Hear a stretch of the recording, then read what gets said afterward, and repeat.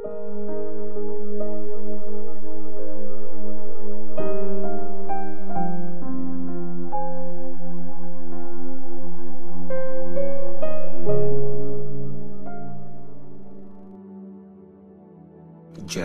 chapter 5. Ang kasalanan ng Jerusalem. Mga taga-Jerusalem, libutin nyo ang mga daan sa city nyo. Magmasid at halughugin ang buong paligid. Maghanap kayo sa mga palengke.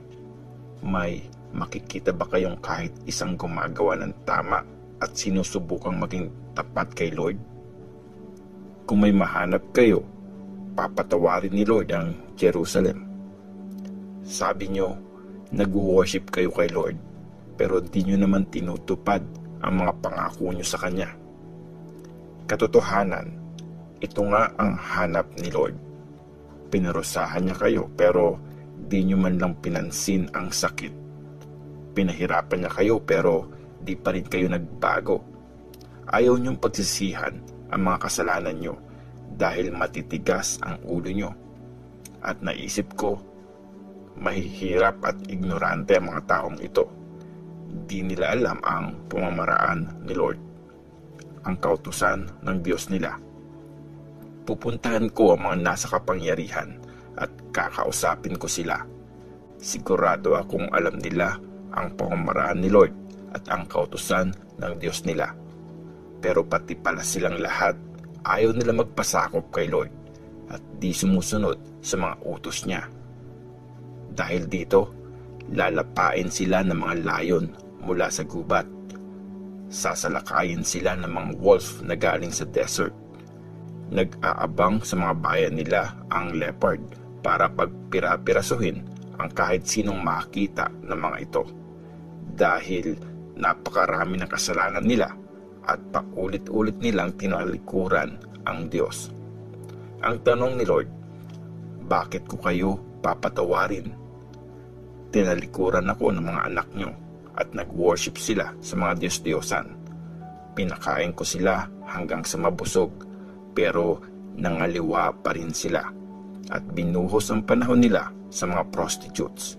Gaya sila ng malulusog na kabayong may pagnanasa na inaakit ang asawa ng kapwa nila. Diba, tama lang na parusahan ko sila at gumanti sa ganitong bansa. Puntahan nyo at sirain ang mga ubasan nila, pero huwag nyong wawasakin ng husto. Putulin nyo ang mga sanga nila, dahil hindi sila pagmamay-ari ni Lord. Kayong mga taga-Israel at taga-Juda, pareho kayo nagtaksil sa akin. Akong si Lord ang nagsasabi nito. Nireject ni Lord ang Israel. Nireject ng Israel si Lord. Sinabi nila, wala naman siyang gagawin sa atin. Di tayo makaka-experience ng paghihirap. Wala tayong mararanasang gera o tagutom. Walang kwenta ang pinoproclaim ng prophets nila. Di naman talaga galing kay Lord ang mga salitang ito. Ganito ang sinabi sa akin ni Lord, ang Lord na mapangyarihan sa lahat. Jeremiah, dahil sinabi nila yan sa akin, magiging parang apoy ang salita kong ilalabas sa bibig mo. Parang panggatong na kahoy na susunugin ang mga taong ito at tutupukin sila ng apoy. Mga taga-Israel, magpapadala si Lord ng bansang sasalakay sa inyo na galing sa malayo. Isa itong malakas at matandang bansa na di nyo alam o naiintindihan ang sinasabi nila. Pumapatay ng walang awa ang mga magigiting nilang tagapana.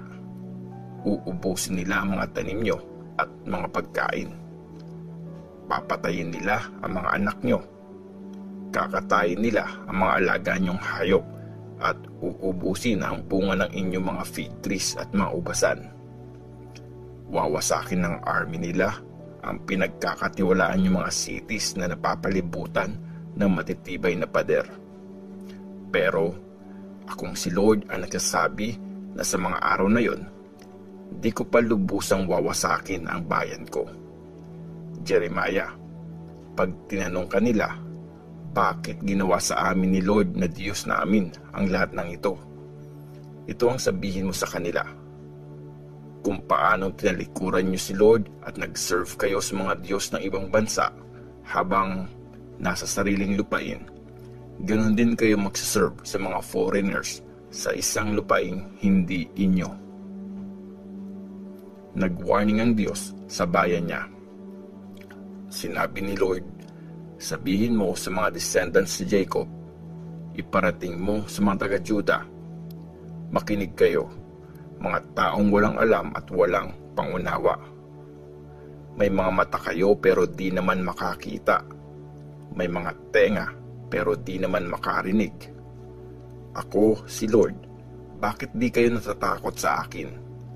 Bakit di kayo nanginginig pagkaharap ako? Nilagay ko ang buhangin para maging boundary ng dagat. Isang permanenteng harang na di kayang lampasan. Kahit hampasin ito ng mga alon at magalit ang dagat, di sila makakalampas dito. Pero matitigas ang mga ulo nyo at nagrebelde pa kayo. Tinalikuran at iniwan nyo ako. Never nyong inisip na matakot sa akin. Akong si Lord na Diyos nyo, ang nagpapaulan sa tamang panahon at nagpapatuloy ito hanggang sa panahon ng taunang pag-aani. Nawala sa inyo ang lahat ng mabubuting bagay na ito dahil sa mga kasalanan nyo. Nanirahang kasama ng bayan ko ang mga masasamang tao. Nag-aabang ang masasamang ito na gaya ng mga nanguhuli ng ibon, pero tao ang hinihuli nila. Kung paanong pinupuno ng isang nanguhuli ng ibon ng cage niya, ganun nila pinupuno ng mga nakaw na gamit ang mga bahay nila. Kaya naging powerful sila at mayaman. Lagi silang busog at matataba. Walang hanggan ang paggawa nila ng masama. Walang katarungan ang paghatol nila sa kapwa. Di pinaglalaban ang mga ulila. Di nila pinagtatanggol ang karapatan ng mga inaapi. Akong si Lord ang nagsasabi nito. Paparusahan ko sila dahil dito. Gaganti ako sa bansa nila. Nakakakilabot at nakakashock ang nangyari sa lupain. Puro kasinungalingan ang sinasabi ng mga prophets. Sinusunod ng mga priests ang mga utos nila at di naman tumututol ang bayan ko. Pero anong gagawin nyo pagdating ng katapusan? Jeremiah chapter 6. Pinalibutan ng mga kalaban ang Jerusalem. Mga anak ni Benjamin, tumakas na kayo paalis sa Jerusalem. Hipa ng trumpet sa buong Tekoa at mag-signal sa Beth Hakerem. Dahil may paparating na malaking disaster at pagkawasak mula sa north. Parang isang magandang pastulan ang city ng Zion, pero sasalakayin ito ng mga shepherds, dala ang mga alaga nilang hayop. Magtatayo sila ng mga tent nila sa paligid ng city at magpapastol sila saan man nila gusto. Sasabihin nila, mag-ready kayo at sasalakayin natin ang Jerusalem sa tanghaling tapat. Pero sasabihin nila pagkatapos, late na tayo, unti-unti nang gumagabi, pero mag-ready rin kayo. Sasalakayin at wawasakin natin ngayong gabi ang mga kuta ng city. Kaya inutusan ni Lord na makapangyarihan sa lahat ang mga haring ito na putulin ang mga puno ng Jerusalem at magtambak ng lupa para mapasok ang Jerusalem. Sinabi niya, paparusahan ko ang city na ito dahil punong-puno ito ng pang-aapi, gaya ng balon na nagpapanatili ng sariwang tubig nito. Ganon din ang pagpapanatili ng Jerusalem ng kasamaan niya. Naririnig sa city ang karahasan at pagkawasak. Puro sakit at sugat ang nakikita ko. Maging warning sana ito sa inyong mga taga-Jerusalem. Kundi iiwan ko kayo. Gagawin kong desert ang city nyo. isang lugar kung saan walang maninirahan. Ang rebeldeng Israel. Sinabi sa akin ni Lord na makapangyarihan sa lahat, sisimutin ang Israel na parang isang ubasan kung saan uubusin ang bawat bunga nito. Kaya i-gather mo ang lahat ng pwedeng iligtas habang may panahon pa. Sumagot ako, sino pong makikinig sa akin kung kakausapin at warningan ko sila? Sarado ang mga tenga nila. Ayaw nilang makinig sa message mo. Pinagtatawanan nila ang mga pinapasabi mo sa akin, Lord. Tulad mo, galit din ako sa kanila at di ko na mapigilan ito. Tapos, sinabi sa akin ni Lord, ibuhos mo ang galit ko sa mga batang nasa kalye, pati rin sa mga kabataang nagtutumpukan. Bibihagin din ang mga mag-asawa, kasama ang mga matatanda at uugod-ugod. Ibibigay sa iba ang kanilang mga bahay, mga bukid at mga asawa. Paparusahan ko ang mga naninirahan sa lupang ito, mula sa pinakamahirap hanggang sa pinakamayaman. Sakim silang lahat, pati mga prophets at mga priests, sanay sa panluloko sa kapwa. Tinuring nilang gasgas lang ang sugat ng bayan ko. Sabi nila, payapa ang lahat, pero talaga namang walang kapayapaan. Nahihiya ba sila dahil sa mga nakakasuklam nilang ginawa? Hindi. Di sila tinatablan ng kahit konting hiya. Ang kakapal na mga mukha nila. Dahil dito, babaksak silang tulad ng iba sa araw ng pagpaparusa ko at iyan na ang katapusan nila. Akong si Lord ang nagsabi nito. Nireject ng Israel ang paraan ng Diyos. Sinabi ni Lord sa bayan niya, tumayo kayo sa mga daanan at mag-observe. Ipagtanong nyo kung nasaan ang mga lumang kalsada at kung nasaan ang pinakamabuting daan. Lumakad kayo doon at magkakaroon kayo ng kapayapaan. Pero sumagot sila, ayaw naming dumaan doon. Kaya nag-appoint si Lord ng mga guards para magbigay ng warning. Pakinggan nyo ang tunog ng trumpet. Pero sabi ng mga tao, di kami makikinig. Kaya sinabi ni Lord, kayong mga bansa, makinig kayo para malaman nyo kung anong mangyayari sa bayan ko. Makinig ang buong mundo. Dadalhan ko ng pagkawasak ang bayang ito dahil sa kasamaan nila. Di nila sinunod ang mga utos ko at nireject nila ang katuruan ko.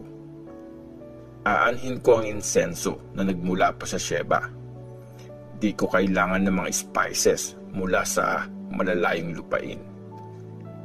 Di katanggap-tanggap ang mga handog nila at di ako natutuwa sa mga ito. Maglalagay ako ng mga batong ikakatisod nila. Mamamatay ang mga magulang at mga anak, pati ang mga magkakaibigan at magkakapitbahay. Pagsakop ng mga taga-North. Sinabi ni Lord, tingnan nyo, may mga taong manggagaling sa North, isang malakas na bansa na naghahanda para sa gera. May mga dala silang pana at sibat. Malulupit sila at walang awa. Parang nagagalit na dagat ang mga yabag nila. Nakasakay sila sa mga kabayo na handang-handa sa pakikipaglaban. Handa na silang salakayin ang Jerusalem.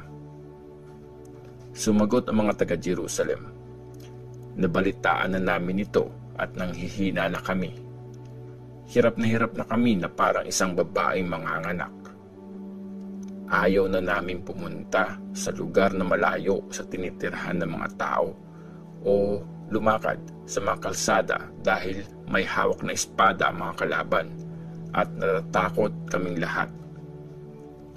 Sinabi ni Lord sa kanyang bayan, magdamit panluksa kayo at gumulong sa abo.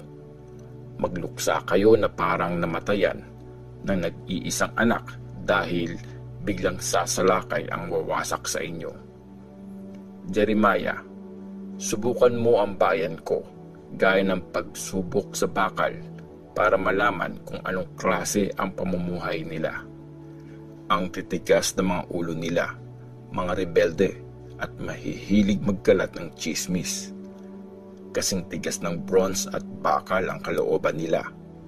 Puro kabulukan ang ginagawa nila. Matindi ang init ng pugon at natunaw na ng apoy ang tingga. Pero di pa rin matunaw ang dumi ng bakal. Walang silbi ang pagpapagod ko na gawing malinis ang aking bayan kasi di naman nahiwalay ang masasama. Tatawagin silang latak na silver dahil akong si Lord ang nag-reject sa kanila.